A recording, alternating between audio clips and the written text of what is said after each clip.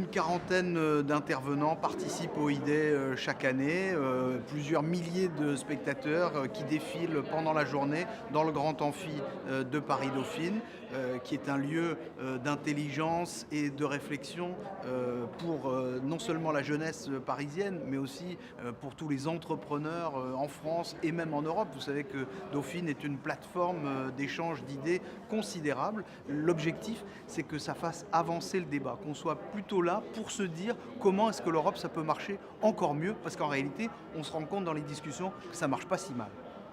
Dauphine accueille beaucoup d'événements parce qu'on est un lieu d'accueil du débat public. On veut être une université très tournée vers la société, en prise avec les grands enjeux sociaux, avec les grands enjeux territoriaux. Donc c'était assez naturel pour nous d'accueillir cet événement qui, on le pense, participe aussi de la formation de nos étudiants pour faire d'eux des citoyens responsables, des citoyens actifs, tournés vers l'action réfléchie. Voilà. L'Europe est là pour protéger les Européens, elle est là aussi pour promouvoir leurs intérêts, elle est là pour permettre l'efficacité économique mais aussi la justice sociale. Et c'est, je crois, le sens d'une telle manifestation que de la valoriser. Une grande Europe, ce sont les Européens qui se connaissent, qui parlent les langues fondamentales. L'anglais, ça ne suffit pas.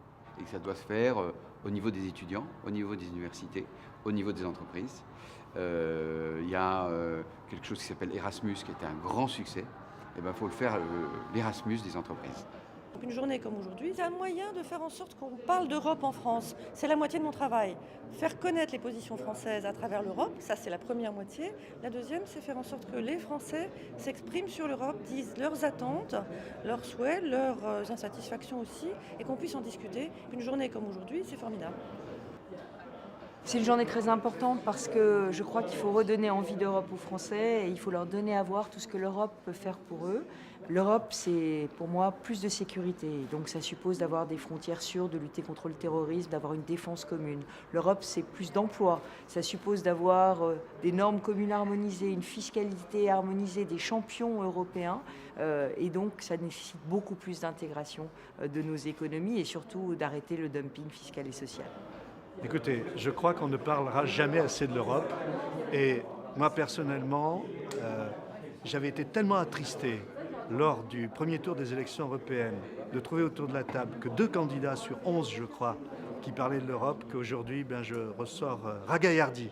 Ce genre de journées sont vraiment fondamentales. On en a besoin de plus pour rappeler à quel point les politiques européennes ont un impact sur la vie quotidienne des Européens. Donc il y a eu pas mal de dialogues avec des idées un peu différentes, mais ce qui est important, c'est toujours aimer l'Europe. Ce n'est pas la prendre comme elle est, mais c'est aussi la questionner pour essayer sans arrêt de l'améliorer. Et c'est ce qu'on est en train d'essayer de faire pour une journée comme aujourd'hui. L'espoir, c'est que l'Europe reste un projet incroyable. C'est la paix, c'est un très haut niveau de vie, démocratie et progrès social au fond, et c'est ça qui fait de l'Union européenne une civilisation.